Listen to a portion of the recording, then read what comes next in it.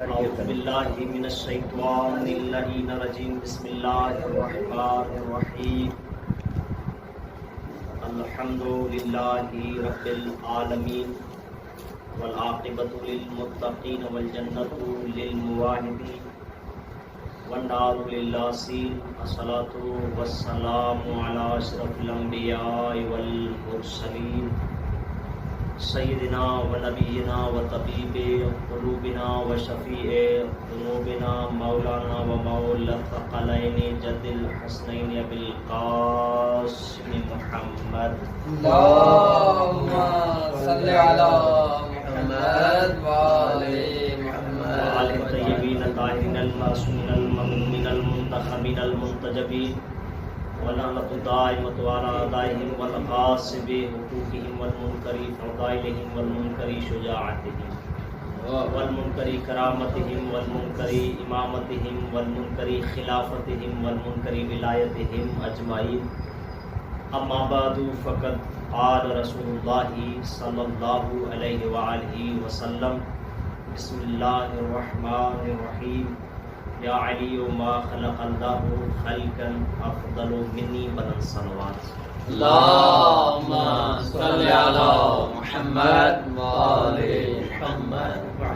حمد اور ثنا ہو اس ذات واجب کے لیے جو ہر حمد کے لائق ہے.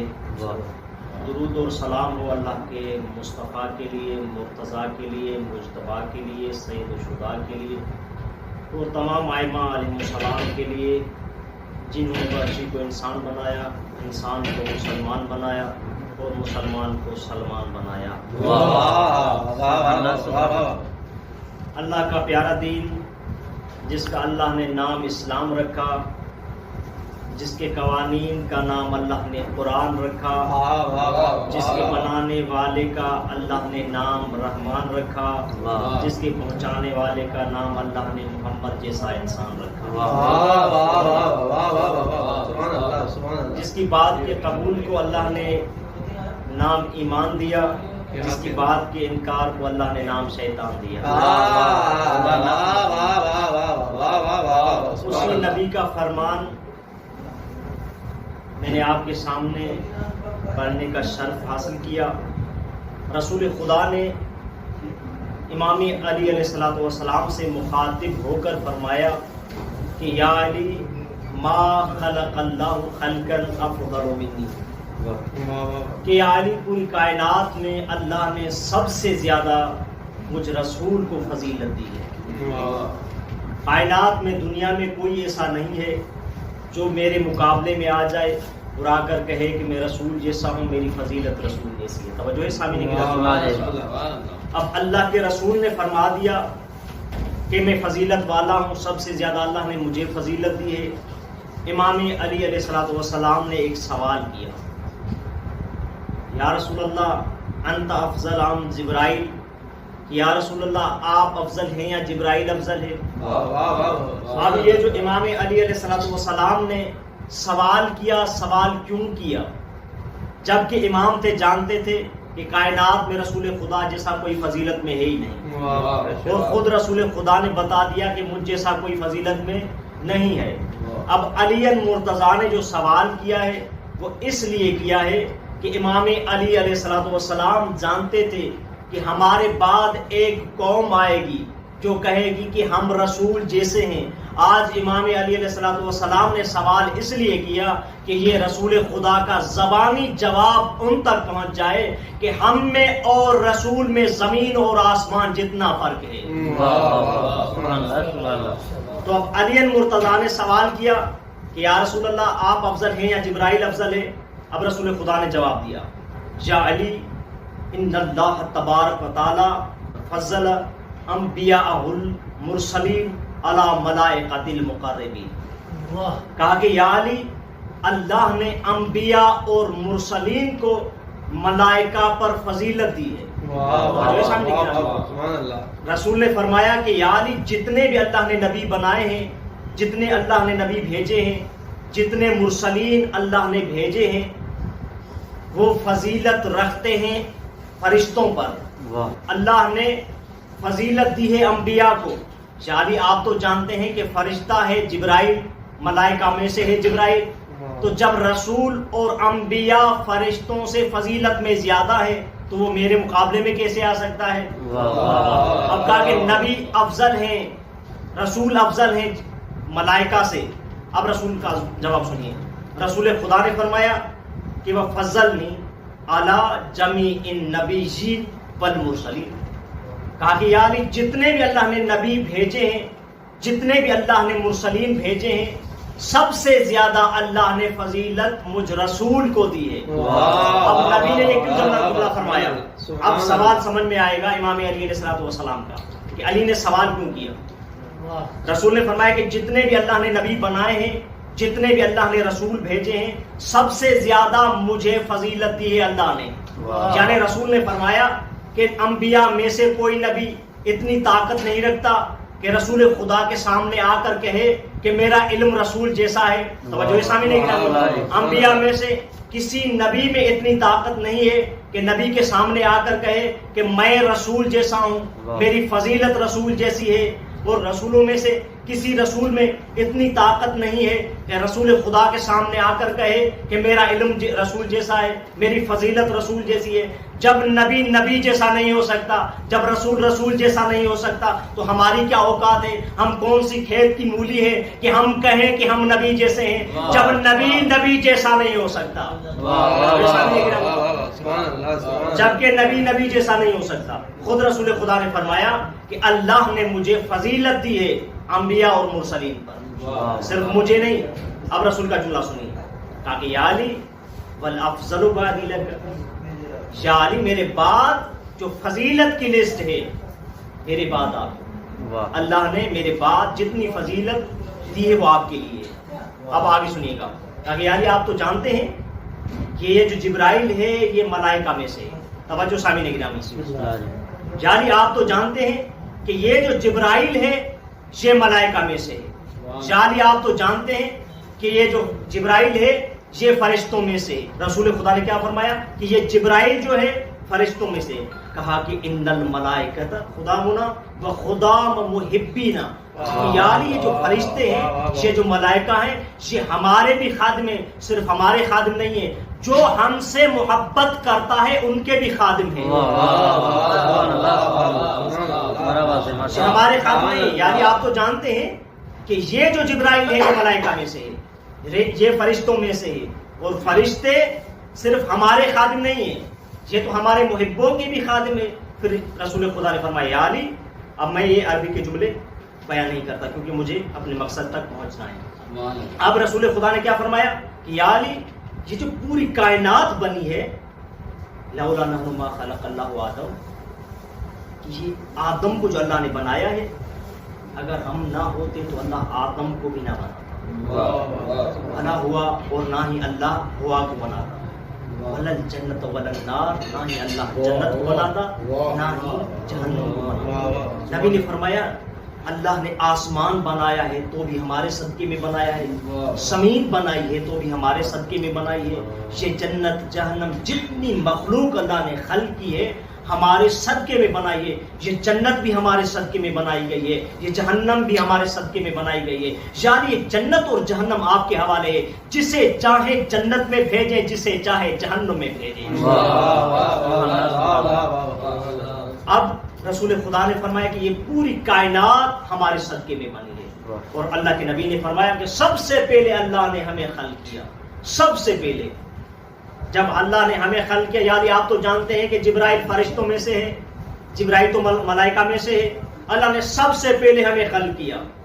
ہمیں خلق کرنے کے بعد اللہ نے فرشتوں کو خلق کیا، ہم نے اللہ کی تسبیح کی، فرشتوں نے دیکھا، ہم نے اللہ کی تحلیل کی، فرشتوں نے دیکھا، ہم نے اللہ کی حمد کی، فرشتوں نے دیکھا۔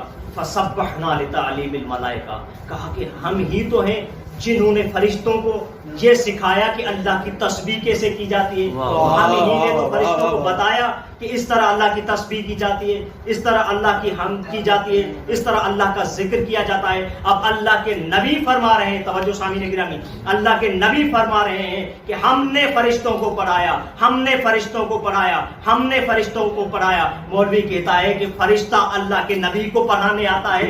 جب اللہ کے نبی کے پاس جو فرشتہ پڑھ چکا ہے وہ نبی کو کیسے پڑھانے آئے گا؟ خود نبی کے پاس پڑھ چکا ہو, نبی کو کیسے پڑھا سکتا ہے؟ تو اللہ کے نبی نے فرشتوں کو پڑھایا ہے. کہتے ہیں کہ نبی امی ہے, یعنی نبی کو لکھنا اور پڑھنا نہیں آتا. کیا کہتے ہیں؟ نبی امی ہے, یعنی نبی ان پڑھ تھے. جی امام جواد سے جعفر محمد صوفی نے پوچھا تھا, بہار الانوار, علل الشرح اور مجموع البیان میں یہ امام کا جواب مرقوم میں آپ دیکھ سکتے ہیں.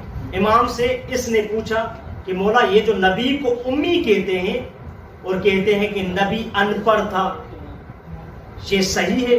امام نے فرمایا کہ جو بھی نبی کو ان پڑھ سمجھتا ہے, جو بھی نبی کو ان پڑھ سمجھتا ہے, امام فرماتے ہیں کہ وہ جھوٹا ہے. پھر امام نے استدلال کیا ہے, امام نے جواب دیا. امام نے فرمایا کہ یہ جو سورہ جمعہ میں اللہ تبارک و تعالیٰ ارشاد فرما رہا ہے, وَالَّذِي بَعَثَ فِي الْأُمِّيِّينَ رَسُولًا مِّنْهُمْ يَتْلُو عَلَيْهِمْ آيَاتِهِ. توجہ ہے سامعین گرامی, امام نے جواب دیا ہے دلیل کے ساتھ. امام نے کہا کہ سورہ جمعہ کی آیت پڑھیے. سورہ جمعہ میں اللہ تبارک و تعالیٰ ارشاد فرما رہے ہیں. امام نے فرمایا کہ یہ جو لفظ امی ہے یہ ام القرا سے نکلا ہوا ہے. ام القرا کہتے ہیں مکہ کے رہنے والے, اور نبی کو اس لیے امی کہا گیا ہے. اب نبی امام نے یہ دلیل دیتے ہوئے اس آیت کی تلاوت کی, اور امام نے فرمایا کہ اللہ قرآن میں فرما رہا ہے کہ اللہ کی شان یہ ہے کہ اللہ نے ایسی شان والا رسول بھیجا. توجہ سامعین گرامی, اللہ کی شان یہ ہے کہ اللہ نے ایسی شان والا رسول بھیجا. کہاں؟ فی الامیین, فی الامیین, امیین میں. یہ جو لفظ امی ہے یہ امیین کی, امیین اس کی جمع ہے. اللہ نے امیین میں ایک رسول بھیجا, یعنی مکے میں اللہ نے ایک رسول بھیجا جو مکے کے رہنے والا تھا. مکے میں اللہ نے ایک مکے والے کو رسول بنا کر بھیجا. کیوں بھیجا؟ تاکہ آیات کی تلاوت کرے. کیوں بھیجا؟ تاکہ آیات کی تلاوت کرے. اور وَيُزَكِّيهِمْ, امام نے فرمایا وَيُزَكِّيهِمْ, اللہ کے نبی کو اللہ نے اس لیے بھیجا تاکہ ان کے نفسوں کو جا کر پاک کرے. اب جملہ آپ تک پہنچا دوں. اللہ کے نبی کی شان یہ ہے, اللہ کے نبی کی فضیلت یہ ہے. کتنی فضیلت ہے, کتنی اللہ کے نبی کی شان ہے کہ جس نبی نے 40 سال کے زنگ آلودہ سینوں کو پاک کیا. اللہ کے نبی کی یہ شان ہے کہ جس نے 40 سال زنگ آلودہ سینوں کو پاک کیا. جو بیٹیوں کو دفن کرتے تھے, جو بتوں کو پوجتے تھے, اللہ کے نبی نے اسے آ کر جنت کا راستہ دکھایا. اب اللہ کے امام نے یہ استدلال میں یہ فرمایا کہ اب یہ اگلے آیت کے جملے ہیں, آپ خود تلاوت کریں. اس محمد جعفر صوفی نے بیان کیے کہ اللہ قرآن کریم میں فرما رہا ہے وَيُزَكِّيهِمْ وَيُعَلِّمُهُمُ الْكِتَابَ وَالْحِكْمَةَ. امام نے کہا کہ معنی نکالیں. اس نے کہا کہ اللہ کے نبی کو اللہ نے اس لیے بھیجا ہے تاکہ جا کر اسے حکمت اور کتاب کی تعلیم دے. اس نے یہ معنی نکالی اور قرآن میں موجود ہے کہ اللہ کے نبی کو اللہ نے اس لیے بھیجا تاکہ جا کر مکے والوں کو, توجہ چاہتا ہوں, مکے والوں کو کتاب اور حکمت کی تعلیم دے. امام نے فرمایا کہ جو خود ان پڑھ ہو وہ تعلیم کیسے دے سکتا ہے؟ اگر امی کا مطلب یہ ہے کہ نبی ان پڑھ تھے, اگر نبی ان پڑھ ہوتے تو یہ قرآن اور حکمت کی تعلیم دینے کیوں آتے؟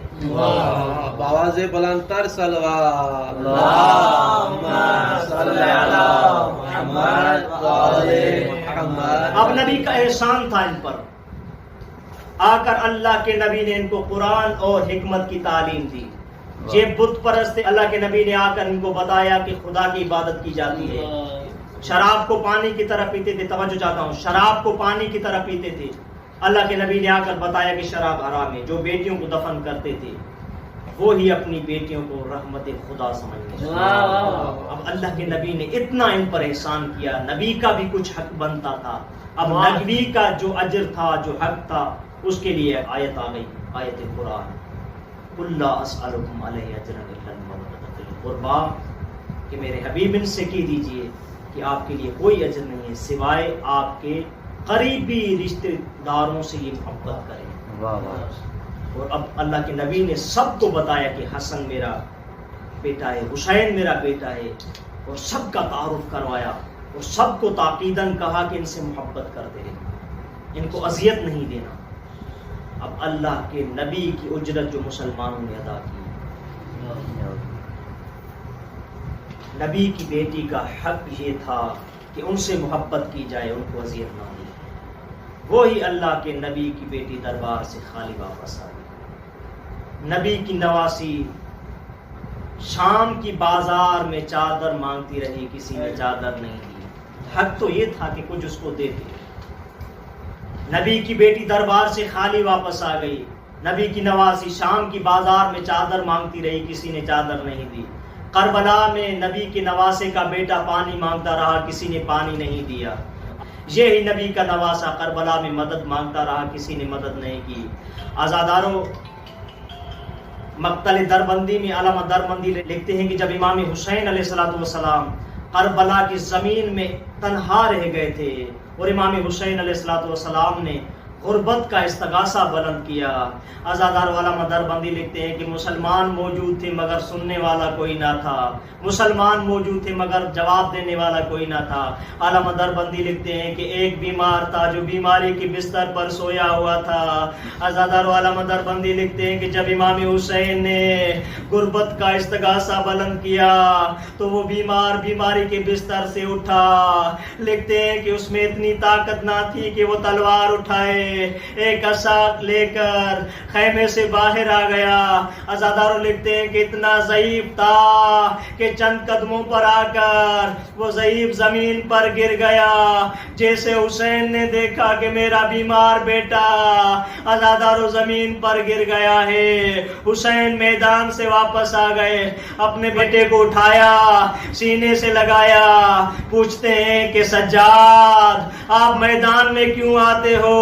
فرمایا کہ بابا اس مسلمانوں میں آپ کا کوئی مدد کرنے والا نہیں ہے، بابا مجھے اجازت دے دو، میں جہاد کرنا چاہتا ہوں۔ اب امام نے جواب دیا کہ سجاد یہ جہاد اصغر ہے، اور سجاد آپ کے لیے جہاد اکبر ہے۔ عزادارو جہاد اکبر یہ تھا کہ شام کی بازار میں علی کی بیٹیاں بغیر چادر کے تھیں، اے سجاد دیکھتے رہے۔